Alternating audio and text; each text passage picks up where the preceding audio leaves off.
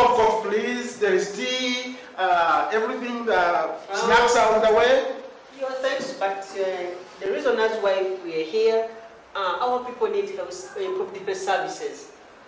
We at least need an ambulance at every Santa Fe. My sub-county is the forest. We used to depend on the former MP's vehicle, but when he lost his elections, he took away his vehicle. Of course. So what does that mean? Use your budget as a district to procure the ambulances. Oh, if I could, I would. But unfortunately, government operates differently. I'm saying, Chairperson, this is very serious and urgent. Yes, I know. And why are they called local leaders then? Local government. You people, who sent you here? I know, of course. We are concerned citizens who are watching people dying every day. We've lost our beloved ones just because of poor health services. Something has to be done. You are right. Something has to be done, and very fast. Yes. That's transport for you. Go back. But All your concerns are taken care of. I will handle. But Have a Chairman, safe journey. Thank you so much. but this man seems to undermine our cause as to why we're here. No, don't misunderstand me. This is just transport, no strings attached. Chairman, we came here to discuss and find solution to our problems. But it seems you don't want to engage with us. Let's go and mobilize people, and you will see how serious we are. Good citizens, let us always hold our leaders accountable. Leadership is a service, not a privilege. Contribute today at www.politicalfinanceafrica.org/.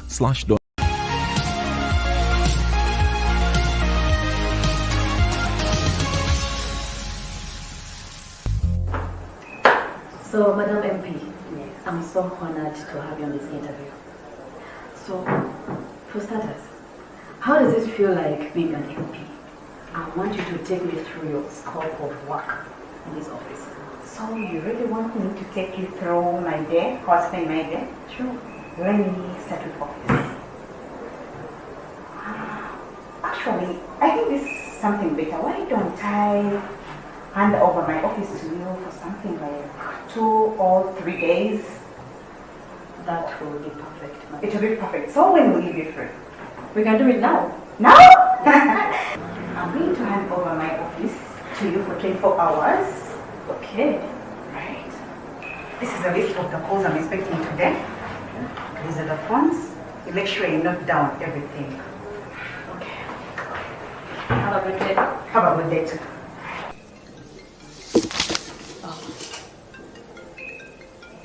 Yes, please, Officer for MP. Yes. Please, I'll call you back.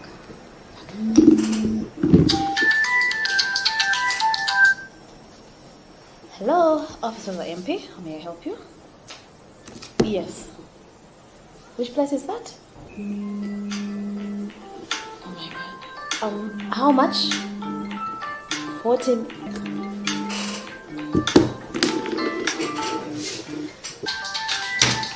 My God!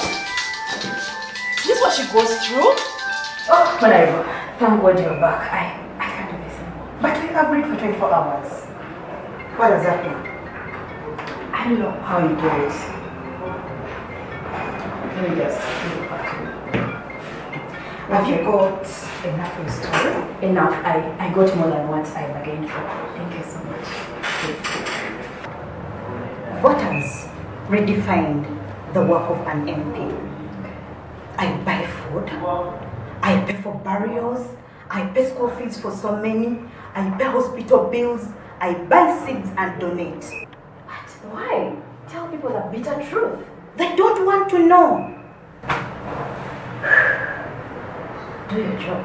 Which is? Make laws, protect the democratic government, oversee the implementation of the government programs. They don't want to. When will you ever put service before politics? Tell voters I'm a politician, not a Rotarian. They should stop that begging culture of theirs. Stop imposing such overwhelming demands on your MP. The statutory role of an MP is to perform legislation, oversight, budget approval, and representation.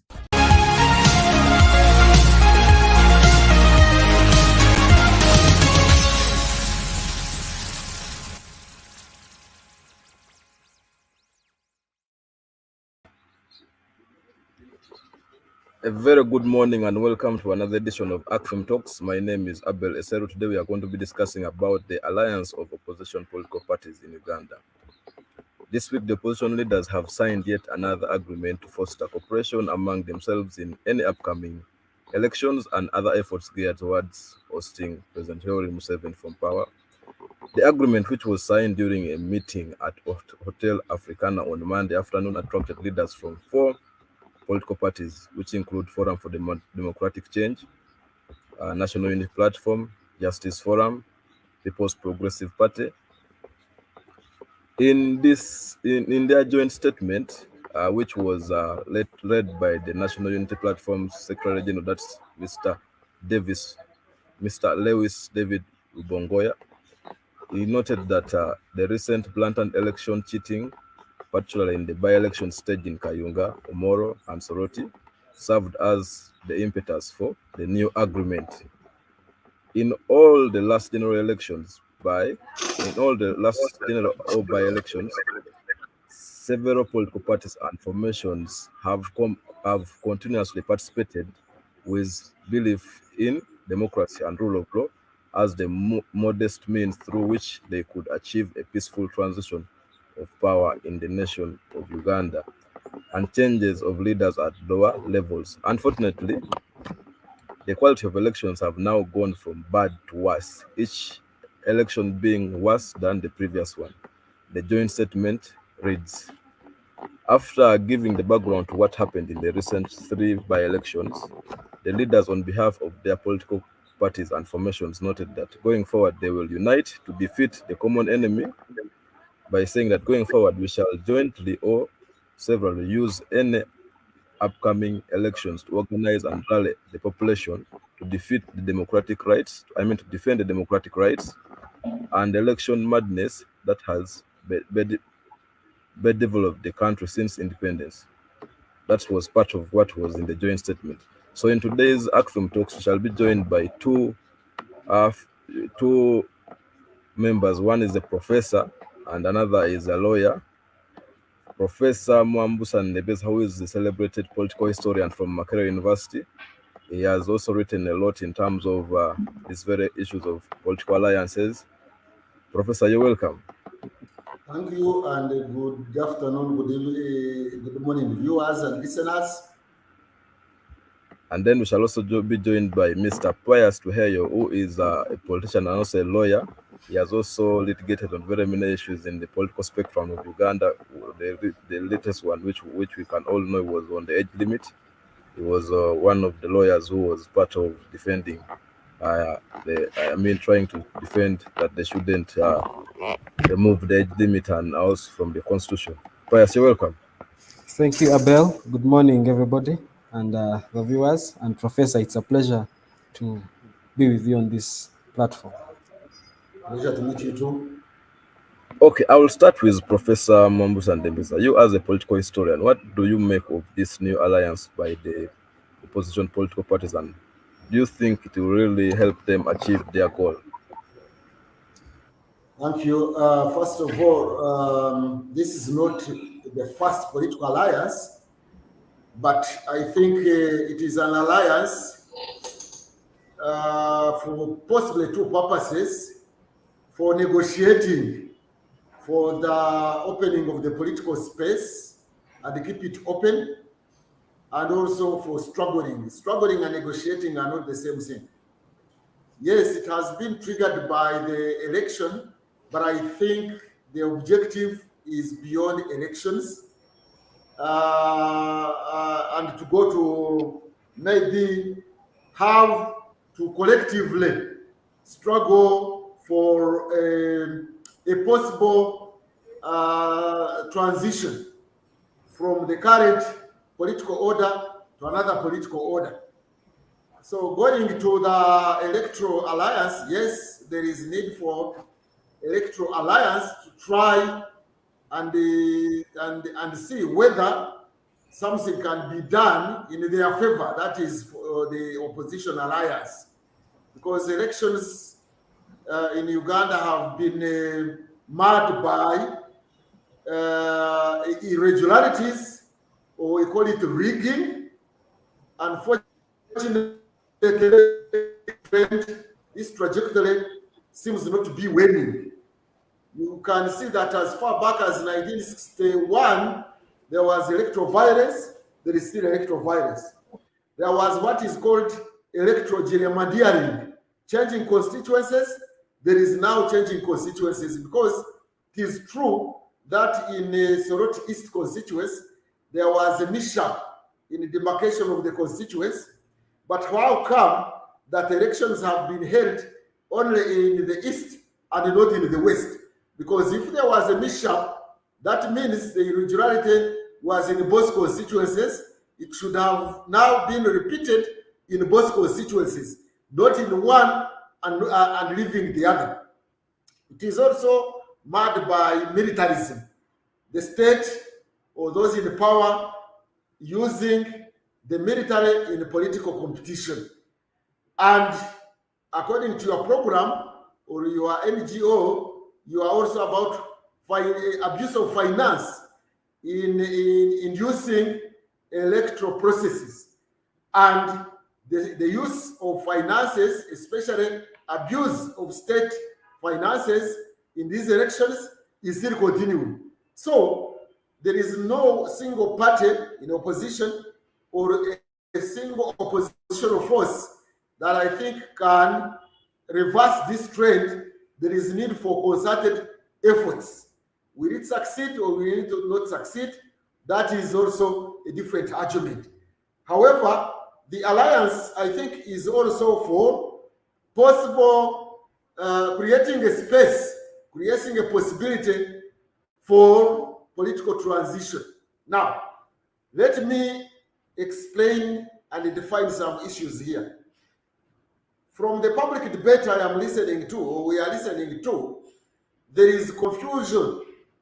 The debaters in the public space are confusing succession with transition. The two are not the same. I think what people are doing is to debate political succession that is succeeding President Museveni. But I think even if you succeeded President Museveni and yet the political order remained the same, that would not lead to a political transition. And yet I think the debaters want a political transition from one political order to another political order. Therefore, they should be thinking of working for the political transition from this current political order characterized by military in politics, characterized by using finances in elections, characterized by gerrymandering, characterized by intolerance, to a political order, a new dispensation that would be characterized by civil politics, civil competition of ideas and competition of policies, at the same time where elections management is not managed by the security forces or by the police and the military as it is today, whereby even electoral and constitutional reviews are done without using the military, without using finances, without manipulation. That is the transition we are seeing about. And these electoral alliances, I don't know whether they are alliances for getting into offices, taking positions, or they are alliances for ushering Uganda into a new political order. And the participants in these alliances, that is as agents, as individuals, I do not know whether they also are on the same page, i.e., do they understand what they are allying for beyond allying for electoral purposes, or do they ally when they understand that there is need for transiting to a new political order. Because if there is a meeting of the minds, if there is an understanding of why they are aligning, and basically not aligning for positions, but aligning for transition for a new political order, then the alliance will succeed and the alliance will work. But if the alliance is for competition, for positions in government, then the alliance will not work and will not succeed and may not be maintained. That is my position. Thank you, Professor. Mr. Pius, well, you've just heard what Professor has been sharing, and he has said we have had alliances before, and one of the things which the regime has been using to make sure that these alliances even don't go strong, as they have militarized the entire state. They are using money to do other things, and also they manage the elections the way they want. They can create new constituencies and districts to give their own beneficiaries who should contest there, and they make sure that they win those elections. So you, as a lawyer and one of the persons who has been at the forefront of Uganda's politics, you've seen alliances have come aimed at maybe causing political change or any other thing, but oftentimes they have collapsed. Should Ugandans expect anything different from this new alliance? You're muted. First, unmute yourself. Yes, thank you, Abel. I hope you can hear me right now. Yes, thank you, Professor, for the preamble and the detailed discussion. What I can say is alliances have been here. Like Professor has said, we have seen the IPC alliance, we have seen the TDA, the attempted alliance that later failed. Therefore, it's not easy for politicians to ally, especially in this country. But elsewhere, we have seen alliances work. Case in point, Kenya has tried this. Kenya has gone through a very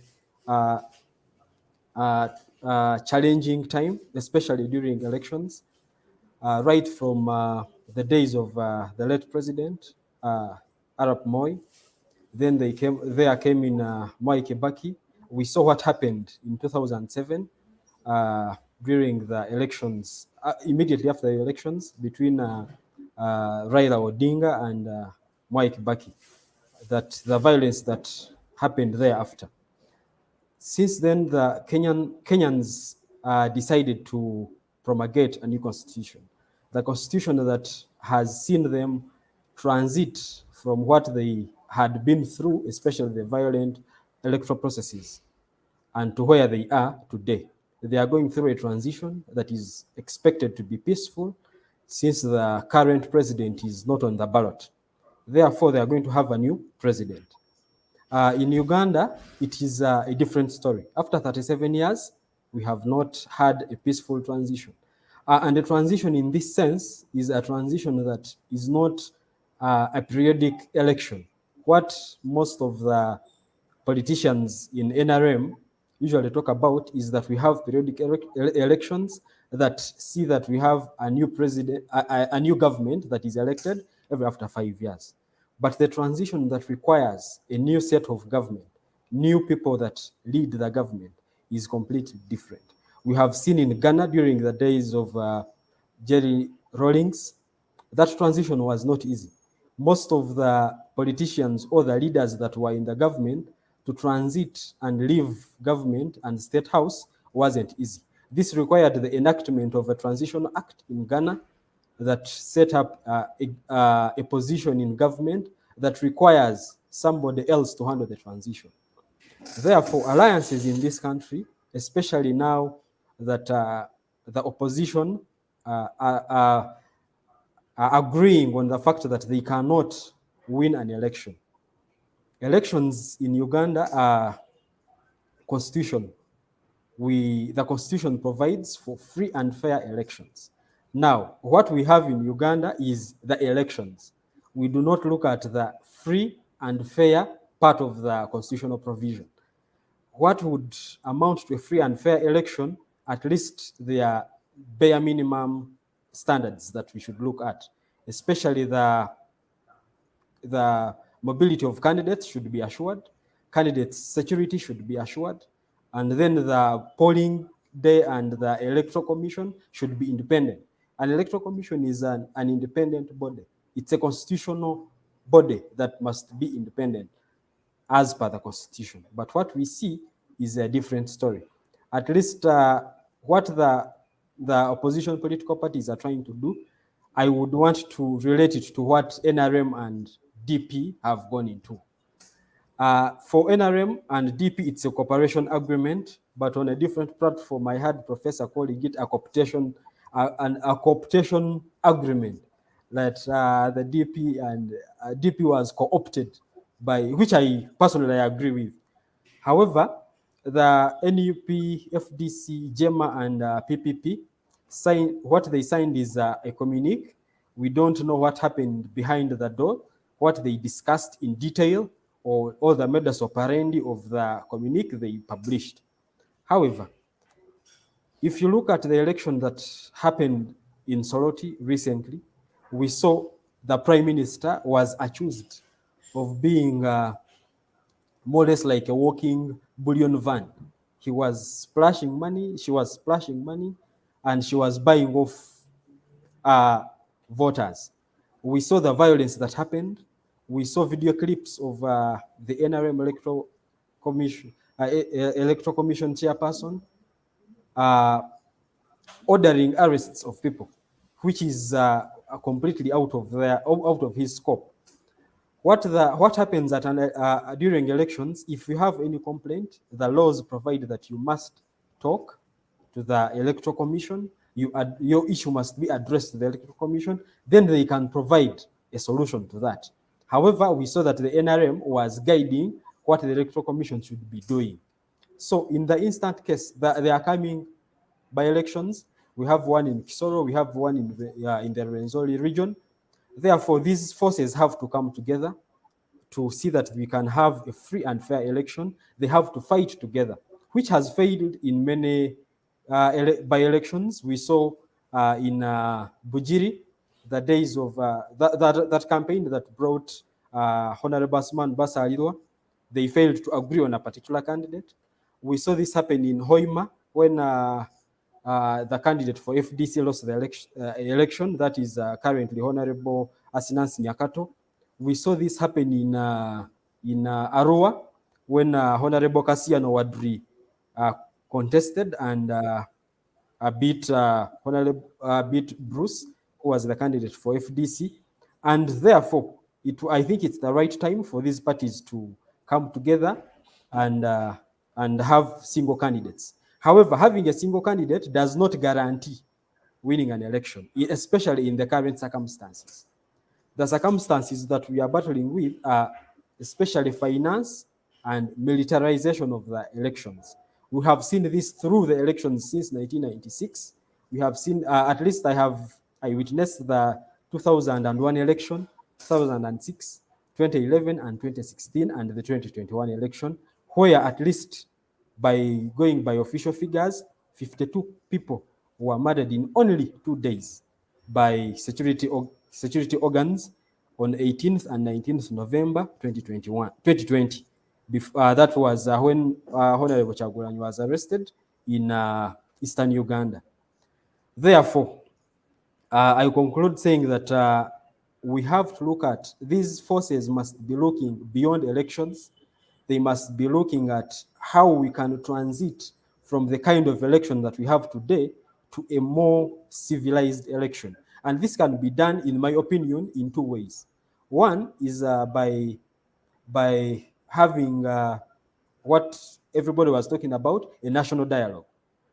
We need a national dialogue that will bring together all the players, not necessarily only politics, but across board. Professors, we need religious leaders, we need cultural leaders, we need civil society organizations, we need ordinary citizens, businessmen, and everybody that can contribute to this dialogue.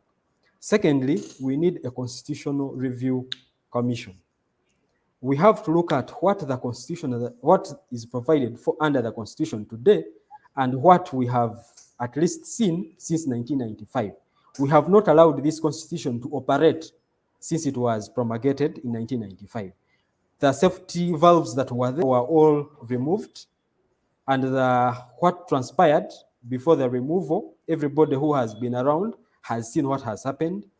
Therefore, a constitutional review commission that will help us to assess what we have, what the constitution has, what the constitution we have has, if it has worked for the country, or if we need a whole completely different constitution. And therefore, elections that we have today, in my opinion, do not are not what was envisaged in the constitution. And therefore, Article 3, especially Article 3, whenever we veer off the constitution, then the citizens of this country have the right and the powers to bring order. And that is what the PFT has been trying to preach for over years. And since we have failed to look at, since we as a country, really, we have failed to honor or to do what the Constitution provides for, especially under Article 1 and under Article 2. Therefore, I think Article 3 might be invoked by citizens to bring order in this country. That is what I can say as of now. Thank you, Pius and Professor. We are going to go for a short break, and then we shall return.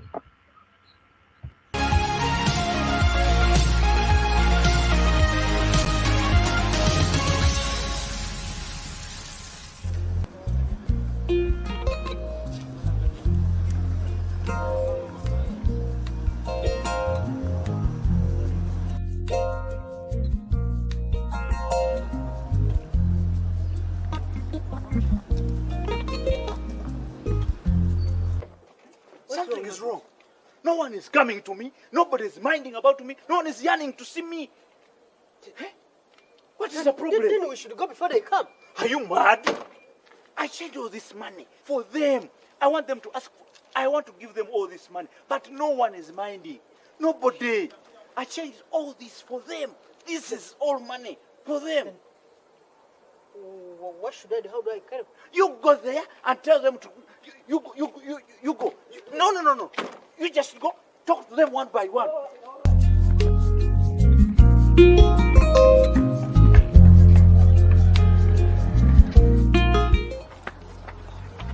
Hey, what has happened? Exactly. Thank you for coming. You know, this whole place has changed. What is the matter?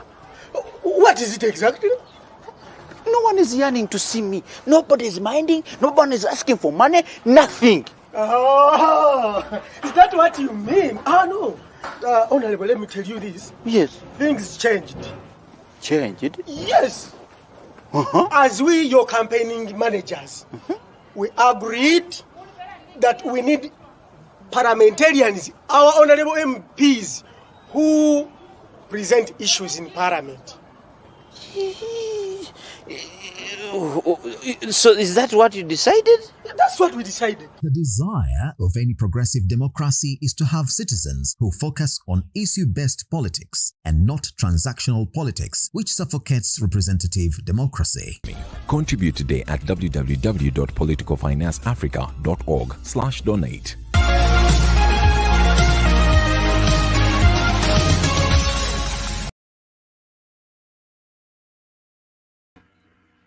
Welcome back from that break. We are discussing about the recent alliance of the opposition political parties, and I'm here with Professor Ndebisa and Mr. Pius Kuheyo. I want to bring back Professor. Before we went for a break, Pius was discussing some issues concerning the free and fairness of election, which is needed. But now we are seeing the NRM. There are some cliques within the National Resistance Movement who are coining that elections should not be free and excellent, but they should be free and fair. So all the by-elections that have been conducted, that is from Omoro, Kayunga, and Soroti, for them, they regard this as free and fair. But what they are claiming that the opposition wants free and excellent election. What do you make of such new narrative they're trying to push? That narrative is just self-serving because the fairness in the word, in the phrase free and fair, is justice. It is not the level of performance. The fairness in that statement of Odoitanga is about the level of performance, the degree of performance.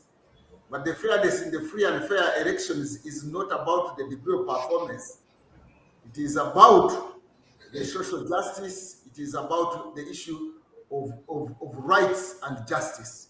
Now, the politics in Uganda, I think when we are talking about transition, I don't know whether people will come to understand it. We are talking about democracy, we are talking about legal provisions, constitutional provisions. I think that debate is misplaced. If you want to know that it is misplaced, you go back to the statements of President Museveni, who has presided over and controls this political order. After the 2000, was it 2005 referendum or something like that, that ushered in this dispensation, this political order, supposedly at the legal level of liberal democracy, multi-party system, therefore liberal democracy.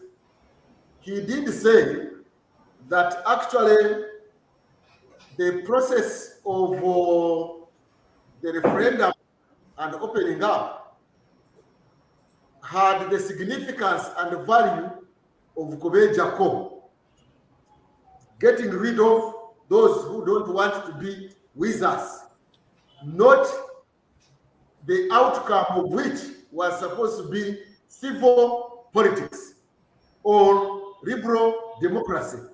It was just getting rid of others. So you can imagine the politics, the purpose of politics being getting rid of fellow citizens. That was the purpose, getting rid of fellow citizens who were encumbering us in pursuing what we want to pursue. But two, he also did say that although we have legally opened up, we know that the movement system, that is the illiberal system, is superior to the liberal system. Yes. And therefore, we are talking about a legal status which is different from the mindset of the rulers, of those who are in charge of the political order. So there is a political hypocrisy that is reflected in the political practice.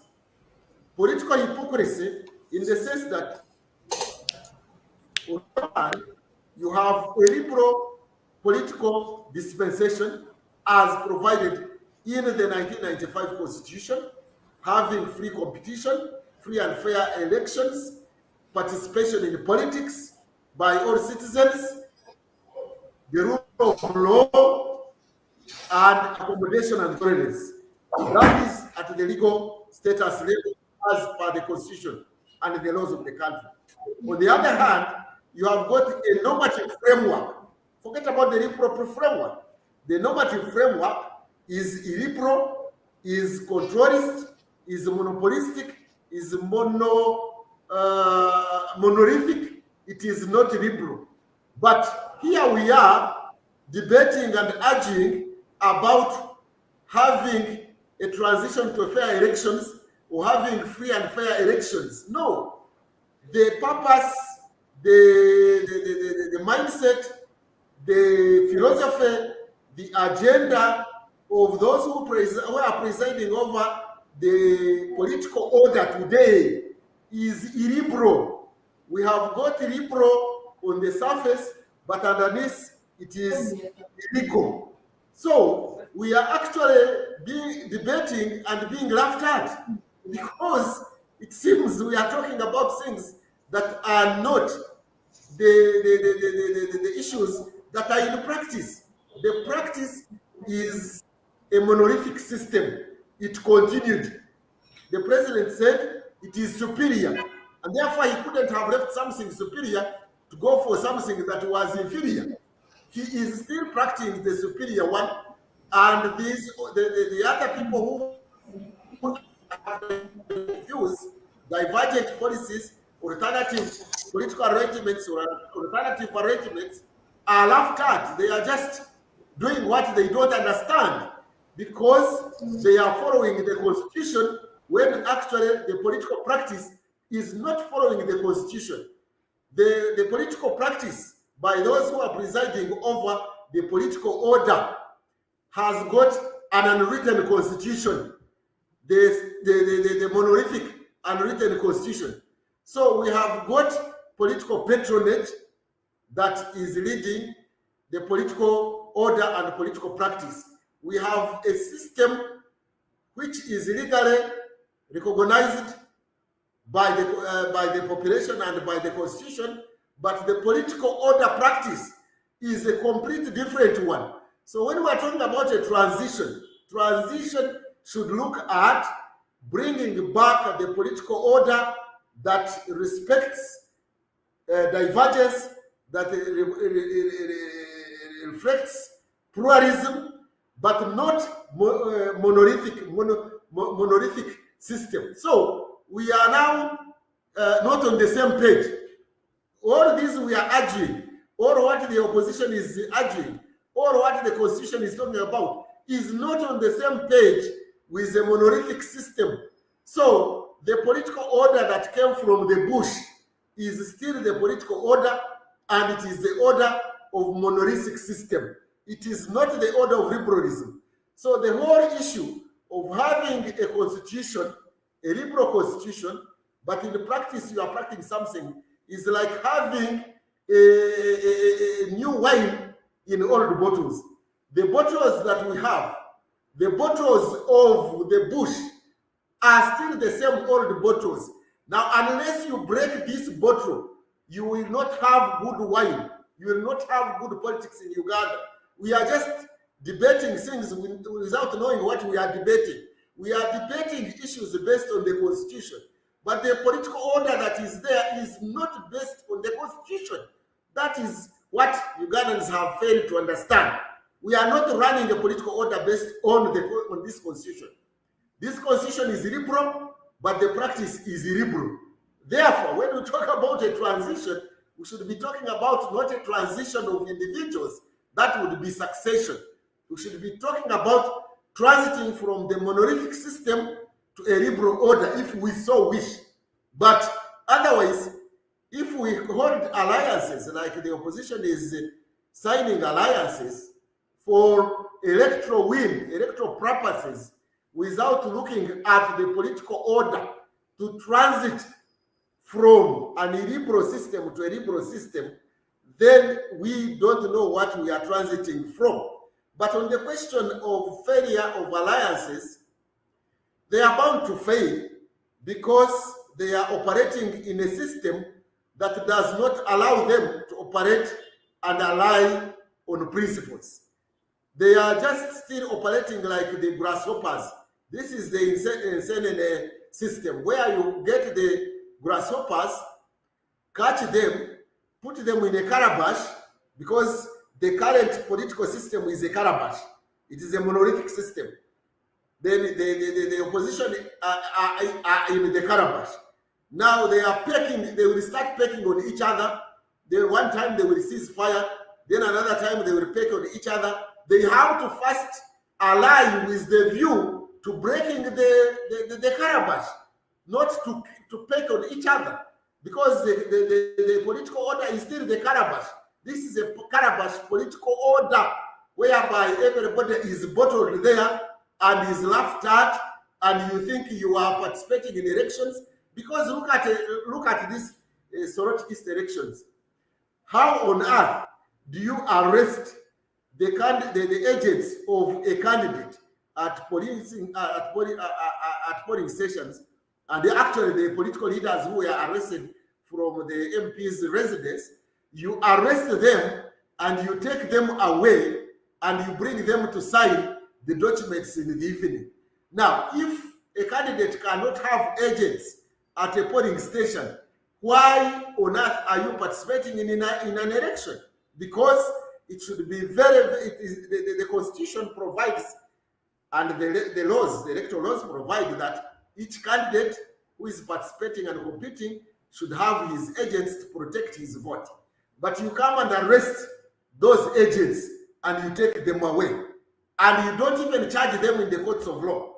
Because all those people who were arrested have not been charged, which is a clear, I repeat, which is a clear indicator that they had not committed any crime. They were not even about to commit any crime. They were just arrested for purposes of rigging an election. And how can that election now be passed as credible? And how can the Electoral Commission and the chairman say they are organizing elections following the law? The law says that a candidate should have polling agents at the polling station. Now, when you remove the polling agents from the polling station, that is not lawful. And therefore, what law is the Electoral Commission chairman talking about? He's just talking, I don't know which word to use. There is no law followed there because people were arrested and not charged in the courts of law, and therefore they were arrested for purposes of removing them from polling stations so that rigging takes place. That is all. And therefore this election should be nullified. But even if you nullify it, will the new elections be held under a free and fair atmosphere? No. So anyway, people can continue participating in elections for purposes of mobilizing the population to continue negotiating and struggling for opening the political space and keep it open, but not for purposes of positions. The problem that is in the opposition and why they fight each other and fail to have a sustainable alliance is because they don't look far. They just look near. They don't see that the struggle they are involved in is still the struggle of opening the political space. They assume the space is open and therefore they are going to participate in an electoral exercise to win elections and occupy positions. No, they should be allying for opening the political space and use elections as an instrument for opening the political space, not for occupying positions. And therefore, there is no need to fight over who is going to stand in this constituency. They should just agree and field one candidate and pursue the project of opening the political space, not pursue winning to be in positions of office. Thank you so much, Professor. I want now to bring Pius here.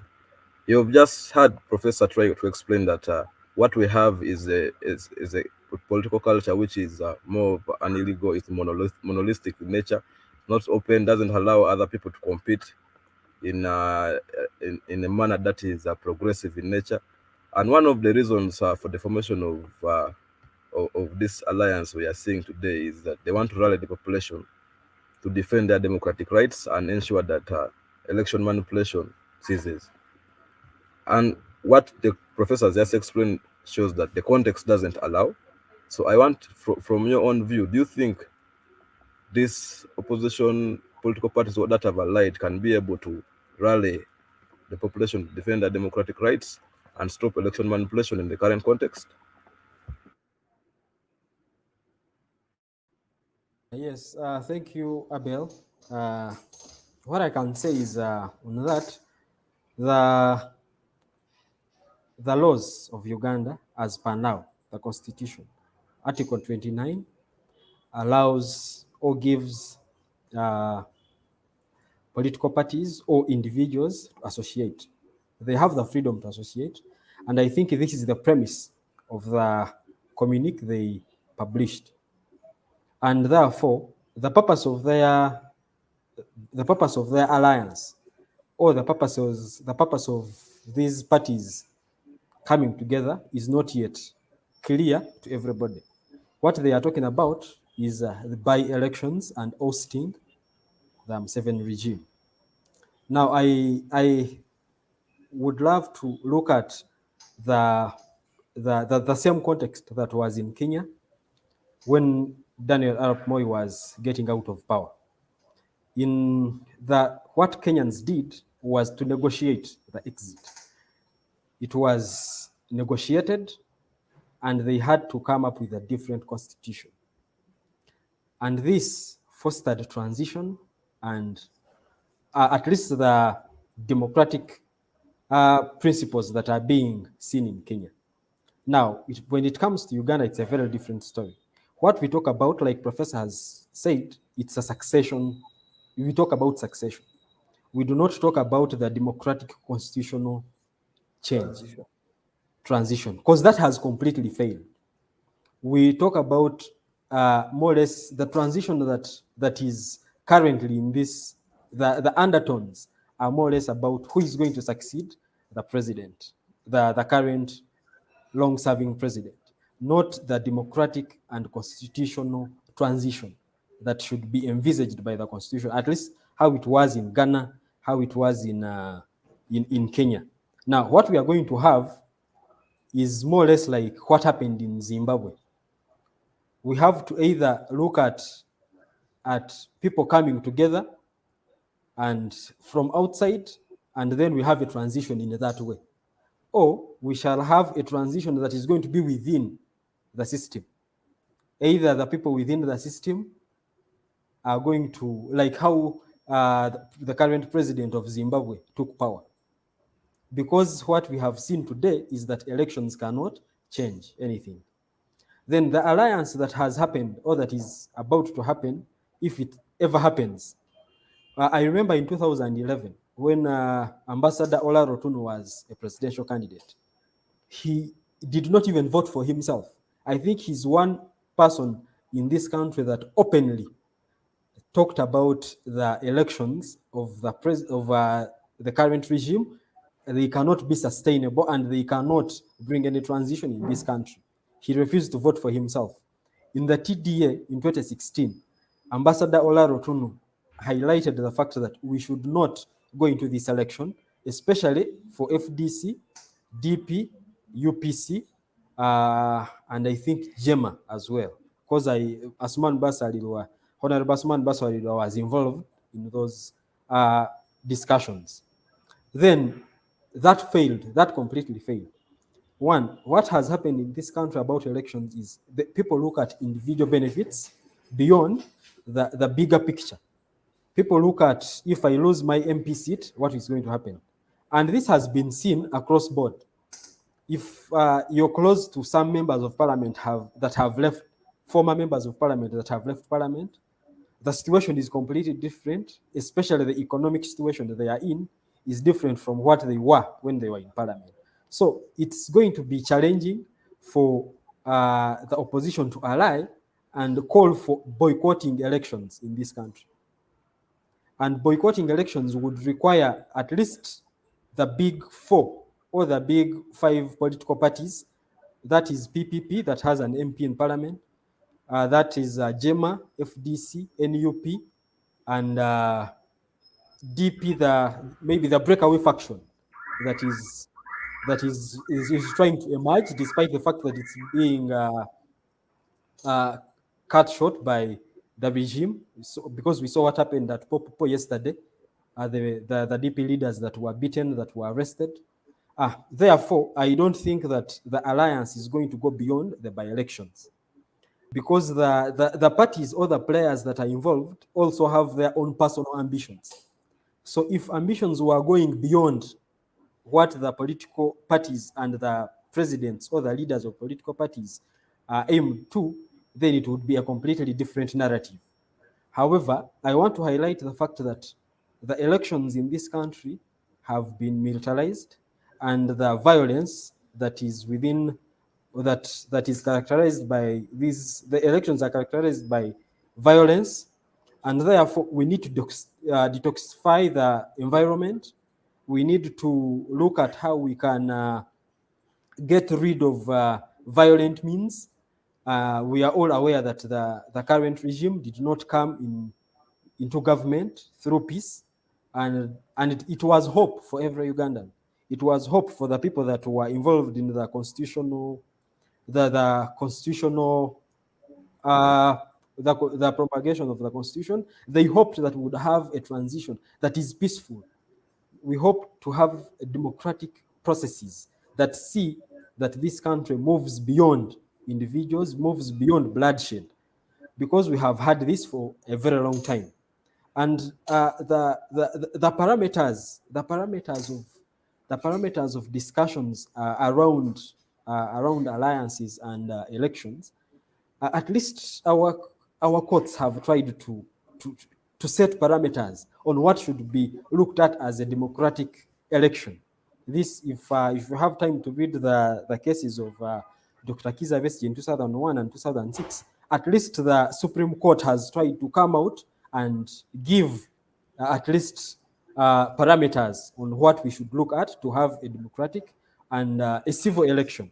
In 2011, the 2011 was 2016, the case of John Patrick Amama Mbabazi versus Museveni and the Electoral Commission. The Supreme Court went ahead and gave what should be done, and they ordered the parliament to at least look at the reforms that should be taken into consideration to have a better, free and fair election going forward. However, the government has been slow on this, and my hope is, now that we have the Minister of Justice and Constitutional Affairs, who is from the opposition, who has been in the opposition for a very long time, somebody that had never served the government in either as a civil servant or as an appointee of the president before, that is Honorable Robert Mao. He has never served the government in that capacity. He has been government maybe as an MP, if you want to look at it as that, or as the chairperson of Gulu district. Now, as a Minister of Constitutional Affairs, we hope, and my prayer is that he can spearhead constitutional reforms. He can spearhead the dialogue, as he, at least that has been his catchword. That is the major reason as to why he has joined the NRM, if he has joined, or if he has, like Professor said, if he was co-opted into NRM.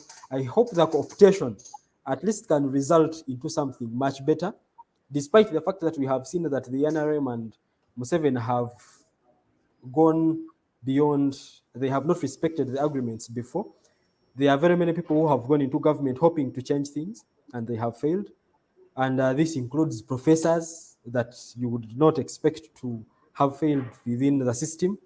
But we hope that Norbert Mao, as the Minister of Justice and Constitutional Affairs, because these elections are very paramount for the stability and the peace of this country. Without peace, there cannot be any economic reforms.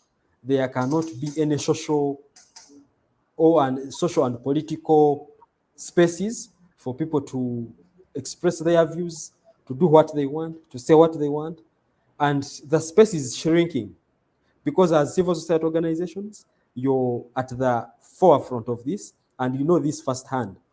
And therefore, my hope is that the alliance by the opposition can lead into at least another citizens' compact, present it, and maybe the government will take it up. Since Norbert Mao, now that is the Minister of Justice and Constitutional Affairs, my hopes are not so high, but I hope to be surprised that he can at least prevail over the situation and maybe forge a way that we can have better reforms, we can have constitutional reforms, we can have electoral reforms, so that the spaces are not shrinking going forward into the 2026 election. Because I think that is what the opposition is trying to look at beyond the by-elections. But we know the terrain can change. Politics of today can be different from what is going to happen in the next few years. And I hope that the opposition can, at least if there are no reforms, they boycott the elections, and the NRM can go in with any other person, but without political parties. And this will require bringing UPC and DP on board as well, because the legitimacy of the election is also a very important factor, especially beyond the borders of this country. I think maybe the foreign players and the supporters of this government and the financiers of this government as well, let's say like the IMF, World Bank, and any other player outside there, they would want to look at a government that is legitimate. And it can be legal, but illegitimate. The legitimacy comes from the population. And therefore, if we continue with this kind of election that we have, we might find that we are legitimizing an election that ordinarily would be illegitimate. So if all political parties can agree not to engage in an election without electoral reforms, like Dr. Westj was highlighting in 2021, towards 2021 elections, then we would have something different. That is. Thank you so much, Pius. I now want to bring Professor. Professor, initially you had discussed that most of the opposition political parties are like grasshoppers which have been put in a calabash. And now what they have to do is to break that calabash, and so that they can be able to cause any kind of change they want. But now we are seeing most of these political parties that have come together have different ideologies and also strategies on how they want to work. Can they be able to break that calabash if they have different ideologies and strategies on how they want to work? Okay, you see, the political parties can have different policies and ideologies and strategies of governance or of economic order in the post transition period. That one, they are right to have those, but then they have to have a minimum alliance on which to base themselves in order to open the political space. You see, my colleague there has talked about the models. You know, you don't have to use the Kenyan model. The Kenyan model is different. Yes, you are right to use the Zimbabwean model. The other model I can think about is the Libyan model under Gaddafi. So the model we have here is not like in Kenya, because Kenya's governance is not built on the principle of violence. Here, violence is a tool of political governance. Violence and the use of money or abuse of state money are tools of political governance, which may not be exactly in Kenya. Even in Kenya, okay, there is a use of money, is through corruption and all that, but the basic tool is not use of violence. Here it is the use of violence. Violence as a tool of political governance. Actually, political violence is not a vice under the current political order. No, it is not a vice. It is a virtue. It is not negative, it is positive. If you want to understand it, even go to the mindset or the foundation of politics of President Museveni. While at the University of Dar es Salaam, he wrote a graduating BA dissertation, and it was about violence as a tool of political emancipation. He was supporting violence as a tool of liberation, and he has always said that he's not a pacifist. So, violence is a tool and is a virtue in the hands of the political order today. And unless we transit from this mentality, attitude, and political order of violence as a paradigm, violence as a paradigm of political governance, as looking at violence against your fellow citizens as emancipating them. You see, when the NRM political order is using violence against its opponents, it is looking at it as a virtue. It is supposed to be emancipating them. It is supposed to be liberating. When they are beating you, they are putting, they think they are putting sense in you who is being beaten. And they are putting sense in the whole country that when somebody is beaten or is killed, then the rest of the population will be liberated. So violence is a liberation tool of the NRM. And unless and until we transit from this violence as a tool of political governance to civil politics, then we cannot talk about transition. We are talking about actually succession, but we could actually jump from the frying pan to the fire. You may find even Museveni's use of violence is less callous than the one who may replace him, because he could be replaced by somebody, he could be succeeded by somebody who now uses violence in a naked way. He will not even sweet-coat it. He will just use it in a naked way. So we are in a political order where violence is a tool of political governance and is looked at as a virtue for emancipation and liberation. So unless that mentality changes, and unless the people who are holding political order today change from that mentality, that business of saying that you can participate in elections with the view to going for a transition, or even as Norbert Omao says that I've joined these people in order to facilitate transition or activate transition. Transition from what to what?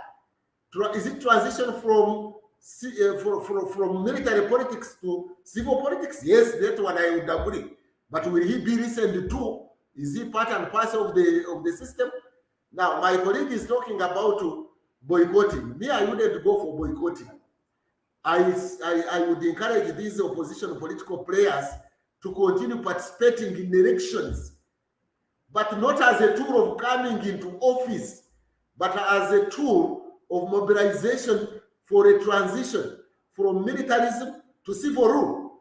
That is why I would encourage them. If you boycott in the current situation, okay, if it were to be boycott, it should be active boycott, not passive boycott. And you cannot have active boycott until you first participate. You first go for elections, you participate in mobilizing, and maybe you boycott on the last day. Of course, it has got its disadvantage also. People will think you are a coward or you wasted their time. Those who do not see far, those who are looking at things from a short perspective, they may also not appreciate that boycott on the last day. But otherwise, just standing today and say, I am not participating in elections, the citizens will not understand you. They will think you have abandoned the system, the politics.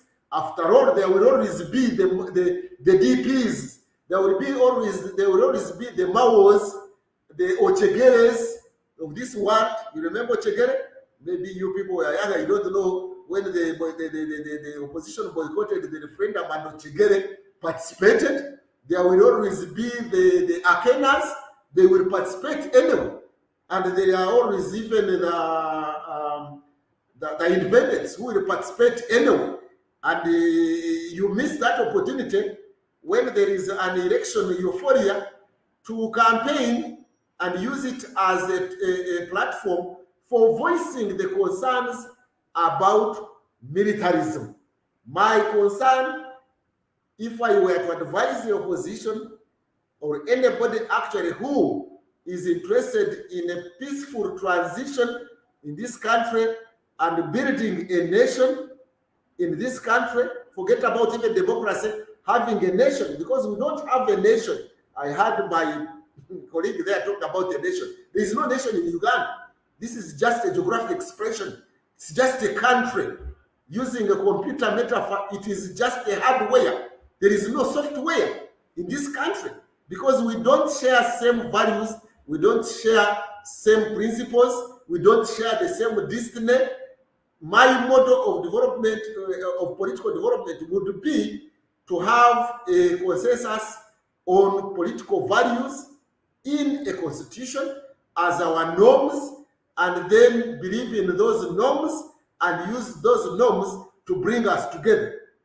Uganda can only be brought together by constitutional means. In other words, it is constitutional patriotism that here we are talking about, but not patriotism of individuals and violence. As long as there is an attitude in the current political order and norms of using violence as a tool of political governance and looking at violence against your fellow citizens as a tool of emancipation, as emancipation and liberation. Liberation here in the current political dispensation is not liberating the mindsets from militarism to civil rule. No, it is about using violence to keep off opposition, or to keep off actually other individuals who are not necessarily bracketed as opposition from having alternative viewpoints. This is a monolithic system, like in Libya, like in Zimbabwe, like in North Korea, like maybe even in China. If we want to have the model of development, political development and economic development that is illiberal, then let's have it. I'm not necessarily against that one because it has caused some progress in some other countries. Let's have it. The problem we have in Uganda today, why we are going to remain politically and economically backward, is political hypocrisy. On the surface, you have a liberal constitution, dispensation. Underneath, you are practicing illiberalism. You had better say, we are operating an illiberal, I repeat, system, political order, and then we see how to progress in that illiberal order. But to pretend that you have a liberal constitution and constitutional order and political order, when actually you are practicing the illiberal one, is actually undermining development in two ways. It is undermining liberal constitutional development on one hand, and at the same time undermining the illiberal constitutional development, because you can develop under illiberalism. We don't have to develop under liberalism. No, we can even develop under illiberalism, the model of China, for example. But the problem in Uganda is hypocrisy. On one hand, you claim legally, status-wise, legal status-wise and constitutional, that you are operating a liberal system, but in practice, you are operating an illiberal system. Now, this one undermines both sides. It is undermines Uganda from progressing under a liberal system. At the same time, it is undermining Uganda progressing under an illiberal system, because you can develop under an illiberal system. You can develop also under a liberal system. But we cannot in Uganda now develop under either. On one hand, we claim to be under a liberal dispensation at the constitutional level. On the other hand, at the practice level, we are operating under a liberal system. Now, in that case, we are undermining both ways. We are undermining development through liberal system and undermining development through illiberal system. And therefore, that is why we are going to remain politically stagnant, matching time, not moving forward. We either move forward under authoritarian, illiberal, monolithic system, like other countries have opted, or go for the liberal system, but not to have the cake and eat it at the same time, not to pretend. We will have to move away from this pretense and hypocrisy and take one direction and then build society, build order in society and economic order in one system, illiberal system or liberal system. What is happening today is having pretense, having hypocrisy, and trying to move in two orders, pretending to be liberal, democratic, when you are practicing illiberalism, and that undermines the further development of this country, both politically and economically. Thank you so much, Professor. We have spent most of our time, so I want us to end the show for today. We shall continue having Acfim talks next week on Friday, same time. I want all those who have been following us to always continue following us on our social media platforms. That's Acfim UG on YouTube, and then Acfim UG at Acfim UG on Twitter, then Acfim Uganda on Facebook. It has been a pleasure having all of you. I want to appreciate the professor and Mr. Tuheyo for joining us today. Let's meet again next time.